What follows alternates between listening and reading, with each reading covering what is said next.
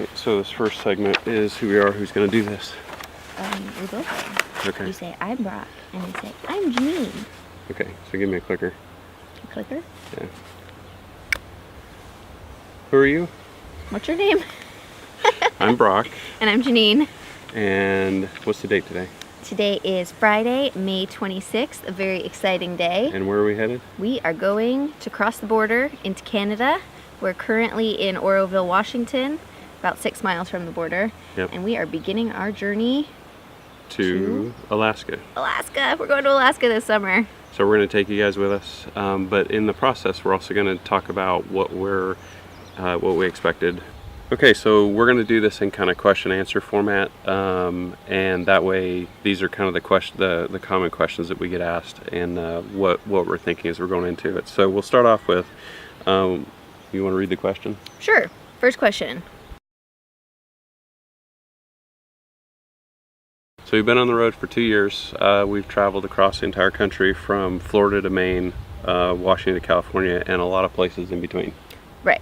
Yeah, and we have met a lot of people along the way. We've joined a lot of groups, so we're members of Escapees, Escapers, Harvest Hosts, Full-Time Families, Good Sam, Lee, yeah, Good Sam Lee, yada yada.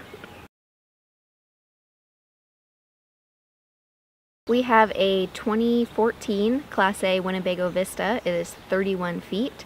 And we also have a Jeep that we flat tow behind it that we have upgraded extensively since we bought it. We've added a winch, we've put new tires on it, all to make it a little more off-road ready for what we encounter in Alaska. But we've also upgraded the inside of the coach as well since we bought it. We have added dual recliners to make it more comfortable, upgraded the stereo system, even down to, the kitchen sink faucet. Literally. Literally. We have a cell signal booster for data connectivity, which we're going to talk about here in a minute. But we also, our coach is what would be considered kind of an entry-level Class A, but we did that on purpose based on size and based on stuff that we knew we were going to do to it. So we didn't let that stop us. And it's perfect for us. We love it.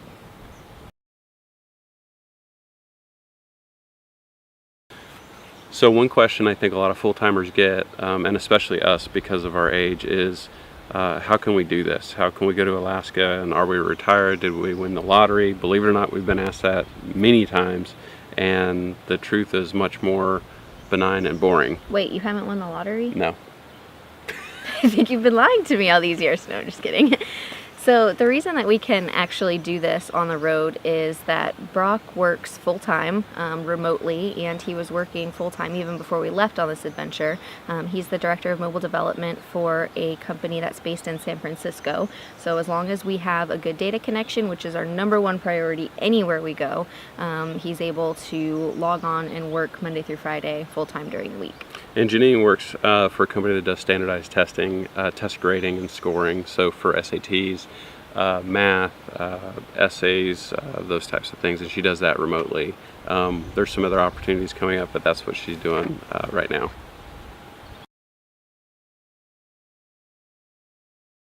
So we've talked a lot between ourselves about whether or not we want to start a blog for profit, and we've decided at this point that it's really not something that we want to do. We want to be able to capture these experiences for us, for our friends, for our family, and for anybody who might find this information helpful. We're by no means experts, so we just want to share our experiences along the way. We just decided to share what we're doing. If people like it, great. If they don't, they're just a click away from another blog or lolcats or anything they might be into. Why are we doing it this way? That's another good question. Would be because our last name isn't Wynn. We love the Wynns. Hi, Jason and Nikki. And because honestly, we make more money at our day jobs and we work full time, so it's just not that big of a deal. And we just like sharing and the camaraderie. Yep, so just think of us as like a not-for-profit type blog with the intention is, again, if you can benefit from our experience or you get some entertainment out of it, then all the better, and that's kind of why we're putting this together.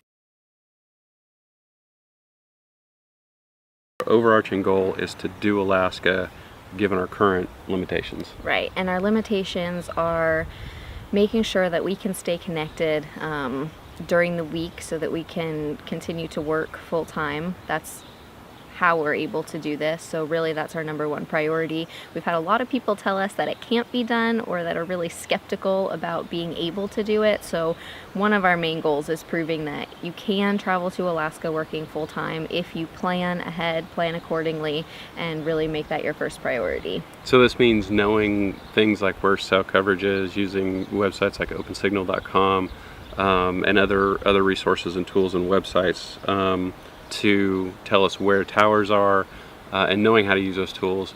And then secondly, also carrying multiple ways to connect. So right now we have basically three different hotspots, 2 different providers. So that's been kind of key to it. Yes, so this is everything that you're going to see from what we post is not how to do Alaska with a wide open budget, with, you know, unlimited time frame, unlimited time during the week. What we're going to show you is that it's possible to go up there, work full time, and still see a lot of the sites. Granted, we know that we're going to miss stuff while we're up there. We know that there's things that we're going to have to skip. This weekend is going to be a really good example of that, and we'll explain, you know, a little bit more about what we're doing this weekend. But we know we're not going to get to do everything that we want to do, and that's okay, because what we figure is how many people actually get to do this at all. So the piece that we're going to get to see is going to be amazing. Yep. From everything we've read and learned, the roads going up there are in good shape, especially this time of the year. So it's not really, you know, a big problem as far as the roads go. Yeah, so some of our main concerns, well, at least mine, animals. I'm a little bit worried about the bears. Not sure what we're going to see there. The frost heaves in the road are a little bit of a concern, just from the stories we've heard from other people, but we'll see how that goes. And then, of course, the rocks for the rock chips in our windshield. We're very used to broken windshields, and we expect we'll have some more really nice spider web cracks in our windshield after this trip. Yep. So heaves, which is a big thing we've been reading about, is caused by the tundra shifting and thrusting up areas in the road, causing basically what's a big bump effectively, and a lot of people talk about needing to drive pretty slow through large sections of the road to make sure to not cause any damage.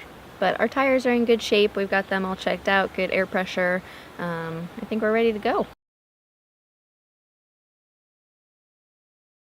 To start off, we're sitting 6 miles from the Canadian border right now. We've spent the night here getting ready, and our path. Look at the view. Beautiful. On a beautiful river. It's really nice. We're in Oroville, Washington. Washington. So our path is going to be to make a beeline straight from here all the way to Whitehorse, Yukon. It's roughly 1,500 miles, single shot. It's currently Friday, and it is Memorial Day weekend, so we're going to try to get all the way there to Whitehorse by Monday. And anybody who RVs knows 1,500 mile trek is a long way to go. So that's our path right now. Yeah, and Brock did take a half a day off of work today just so that we could get a jump start on it. We're not sure what the wait times at the border are going to be like since it's a holiday weekend, so we wanted to try to get up there before everybody heads that way. And if anybody's wondering, it is really, really funny when, because we share driving duties, when we get passed by a truck or we pass a trucker and they always see her driving with me in the passenger seat, my feet up on the dash. Yeah. It's always pretty funny to see. Yeah. So why Whitehorse? So Whitehorse is the first major city that we think that we can get reliable cell phone coverage in. Now, there's quite a few cities in British Columbia that are within, I don't know, 6 to 8 hours of the border that we would feel confident. But since we have 3 days, we want to make that extra push to get all the way through British Columbia and into the Yukon, which puts us about 8 hours from our next destination in Alaska. Right. So next weekend. Yeah, that'll be next weekend. We're going to travel from Whitehorse to Tok, Alaska. Yep. Spend the week there, and then after that we'll head over to Fairbanks. Fairbanks, yes. And in Fairbanks, it's going to be really exciting. We're doing a midnight sun run there, so it's a 6 mile, well, it's a 10K run, and it's at 10 p.m. at night because it's still going to be light out. Yep. So looking super forward to that. excited about that. Yep. That's the extent of our plans Yep. so far.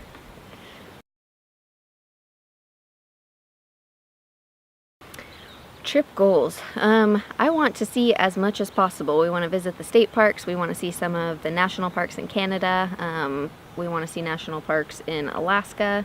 I want to see bears and glaciers and salmon and all kinds of wildlife. Oh, I want to see a moose. I Okay. really want to see a moose.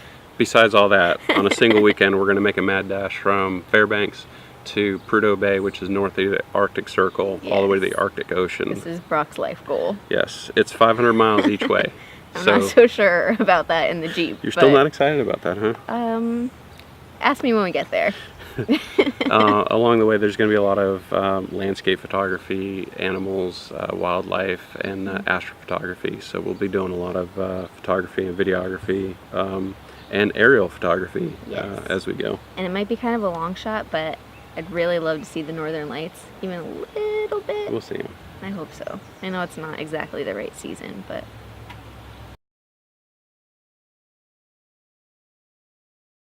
We're literally about to pack up the coach, get it off the jacks, and drive through the Canadian border. yes, This weekend's going to be a lot of driving. a lot of driving. Lots of photo ops. We've got the GoPro set up with the time lapse. We've got cameras set up to go with different Yeah. lenses. But it should be completely manageable. It should be feasible right now is what it looks like, and the weather's going to be good. So Yeah, the weather's actually very warm where we're headed. So beautiful sunshiny day. I'm excited. I'm ready to see how long it takes us to see our first bear.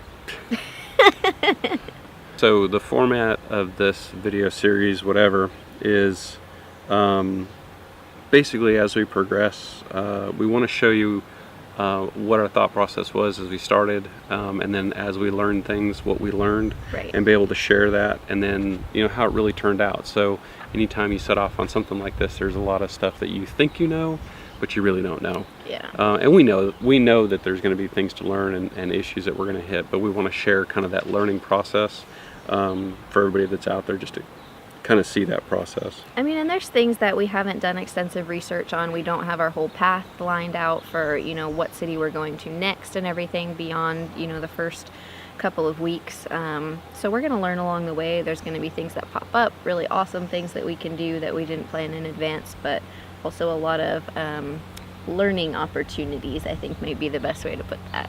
So buckle up and hold on for the ride. No, that's way too corny. Don't do that. That's silly. Everybody does that. I don't know why. It's more like, here, hold my seltzer. We're going to Alaska. Yeah, that sums it up better. So I'll see you on the road.